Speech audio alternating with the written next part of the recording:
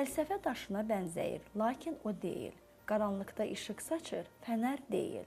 Sümükdə, dişdə, gübrədə olur, kalsium deyil. Fikirləşsən ki, sərbəst haldadır, ağ, qırmızı və qaradır. Onu tapa bilərsən rəngli baş hərflərindən. Açması fosfor. Salam, Səbail rayonu 91 sayılı məktəbin kimya müəllimi Gülnarə Nəbiyeva. Bugünkü dərsimizin mövzusu fosfordur. Fosfor sözünün Yunan dilində tərcümədə mənası işıq daşıyan deməkdir. Bu da onun qaranlıqda işıq verməsi ilə əlaqədardır. Fosforu ilk dəfə 1669-cu ildə Hamburq əlkimyaçısı Henning Brand kəşf etmişdir. O, fəlsəfə daşı tapmaq məqsədi ilə sidik cövhərini havası şəraitdə qızdırmaqla fosforu əldə etmişdir. İlk zamanlar o belə düşünürdü ki, axtarılan maddə fəlsəfə daşıdır, çünki alınan maddə qaranlıqda işıq saçırdı. Fosfor Mendeleyev kimyəvi elementlərin dövrü sisteminin 5-ci qrupunda və 3-cü dövrdə yerləşir.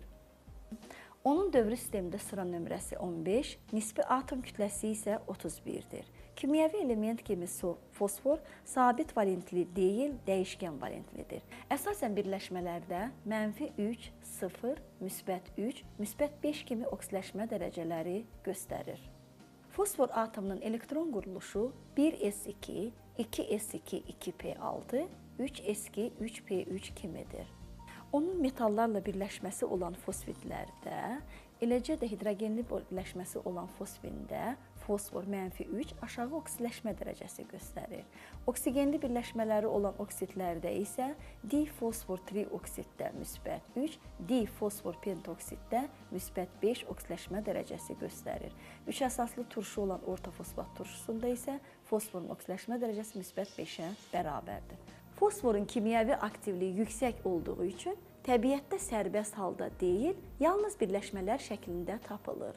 Onun təbiətdə tapılan əsas mineralları kalsium ortofosfatdan ibarət olan fosforit və ya apatit, eləcə də kalsium ortofosfat birləşsin kalsium fluorid, fluor apatit və digər halogenli minerallarıdır. Fosfor təbiətdə yayılmasına görə kimyəvi elementlər arasında 12-ci yeri tutur. Kalsium kimi ona sümüyün tərkibində rast gəlinir. Bundan başqa fosfor zülali maddələrin tərkibinə də daxildir. Yaşlı insanların orqanizmində təqribən 4,5 kq fosfor olur. Fosforun fiziki xassələri. Fosfor sərbəst halda 3 allotropik şəkil dəyişmə əmələ gətirir. Ağ, qırmızı və qara. Bu da fosfor atomlarının bir-biri ilə birləşərək müxtəlif tipli kristal qəfəslər əmələ gətirməsi ilə izah olunur. Ağ fosfor. Ağ fosforun kristal qəfəsinin düyün nöqtələrində tetraeder formalı P4-dən ibarət molekullar olur ki, məhz elə buna görə də o molekulyar kristal qəfəsə malikdir. Onun molekulundakı sigma rabitələr arasındakı bucaq 90 dərəcə deyil, 60 dərəcəyə bərabərdir. Ona görə də şəkildən göründüyü kimi molekuldakı rabitələr gərilmiş vəziyyətdə olur və bu rabitələr asanlıqla qırılır. Elə buna görə də ağ fosforun reaksiyaya girmə qabiliyyəti onun digər allotropik şəkil dəyişmələrindən daha yüksəkdir. Ağ fosfor adi şəraitdə açıq sarı rəngli kristal maddədir, sarımsaq qoxusu verir, muma bənzər güclü zəhərli maddədir.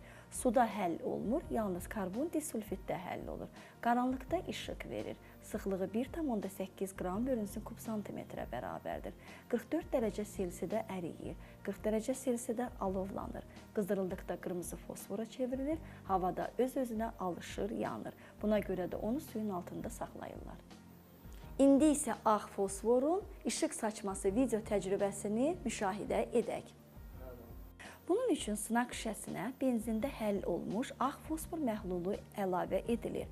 Sonra bir qaba tökülərək süzgəc kağızı ilə isladılır. Qeyd etdiyimiz kimi ağ fosfor suda həll olmur, benzində isə həll olunur. Göstərilən bu video təcrübədə biz benzinin uçmasını, ağ fosforun isə havanın oksigeni ilə yavaş oksidləşərək işıq verməsi prosesini müşahidə edirik. Məhz elə buna görə də fosfor işıq daşıyan adlanır. Biz bu video təcrübədə kimya lüminessensiya hadisəsində müşahidə edirik. Hələ 1669-cu ildə Hamburq əlkimyaçısı Henning Brand fosforu kəşf edərkən məhz onu soyuq fosfor adlandırmışdır. Ağ fosfor kifayət qədər aktivdir. O qədər aktivdir ki, hətta suyun altında belə yanır. Bunu biz ağ fosforun suyun altında yanması video təcrübəsi ilə izah edə bilərik. Bunun üçün sınaq şüşəsinə açıq sarı rəngə çalan ağ fosforun suda məhlulu əlavə edilir. Sonra içərisində isti su olan kimyəvi stəkana yerləşdirilərək qızdırılır. Qızdırılma nəticəsində ağ fosfor əriməyə başlayır. Qeyd etdiyimiz kimi ağ fosforun ərimə temperaturu 44 dərəcə Selsidir. Daha sonra əridilmiş fosfor olan sınaq şüşəsinin içərisinə oksigenlə doldurulmuş qazometr keçirilir. Qazometr daxil edilən kimi oksigen damcıları ağ fosforda yanaraq fosfor anhidridini əmələ gətirir. Beləliklə də biz ağ fosforun suyun altında yanaraq tədricən qırmızı fosfora keçməsi prosesini aydın şəkildə müşahidə edirik. Qırmızı fosfor qırmızı qonur rəngli, iysiz toz halında maddədir. Atom kristal qəfəsinə malikdir, zəhərli deyil.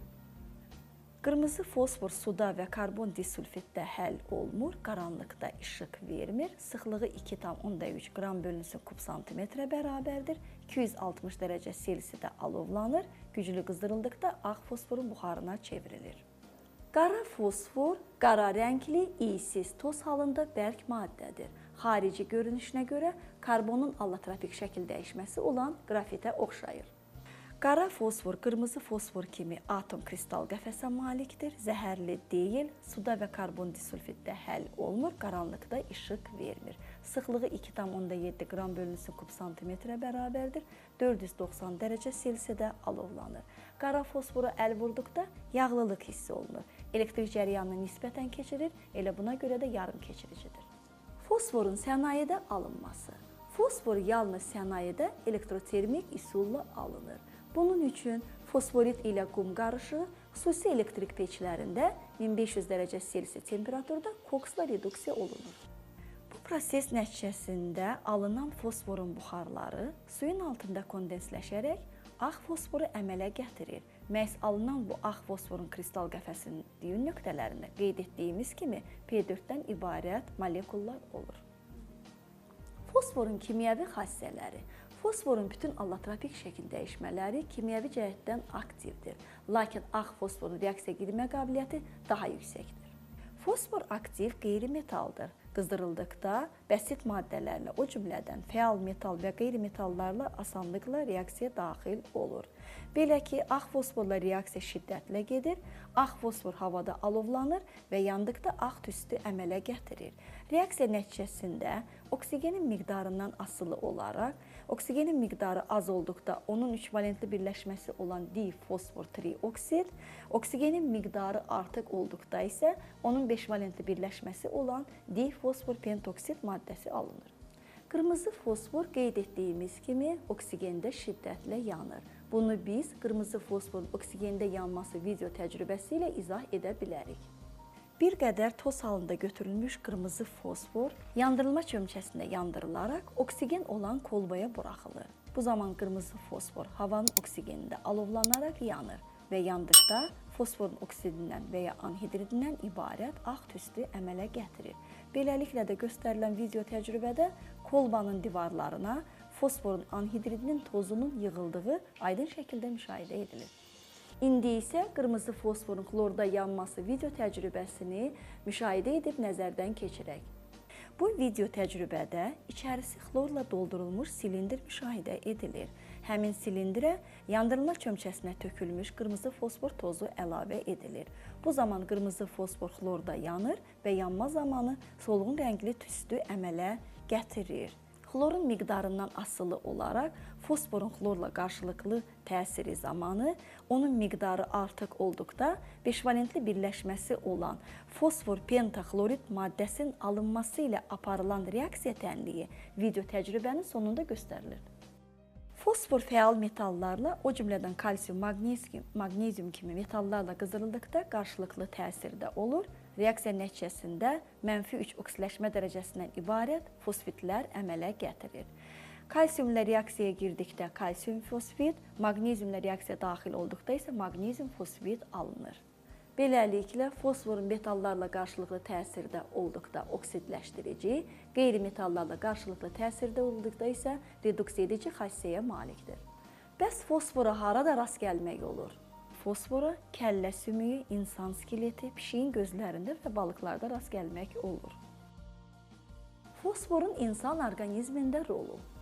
İnsan orqanizmində, o cümlədən insanın beyni və skeletində dişlərdə fosforun olmasının böyük rolu var. Belə ki, fosfor insan beyninin toxumalarında 0,38%, əzələlərdə isə 0,27% təşkil edir. Bəs fosforun insan orqanizmində bioloji əhəmiyyəti nədən ibarətdir? Fosfor nuklein turşularının tərkibinə daxildir. Boy atma və hüceyrənin bölünməsində, genetik informasiyaların saxlanması və istifadə edilməsində fosfor fəal iştirak edir. Dişlərin normal quruluşunun inkişafında böyük rol oynayır. Sinir impulslarının ötürülməsində fəal iştirak edir. Bundan başqa, fosfor insan orqanizmi üçün vacib sayılan ürək və böyrək kimi daxili orqanların düzgün şəkildə fəaliyyət göstərməsini təmin edir. Bəs fosfor insan orqanizmində çatışmadıqda hansı xəstəliklərə gətirib çıxarır? İnsan orqanizmində fosfor çatışmazlığı yaşlı insanlarda osteoporoz kimi sümük xəstəliyinin yaranmasına, kiçik yaşlı uşaqlarda isə raxit xəstəliyinin inkişaf etməsinə gətirib çıxarır.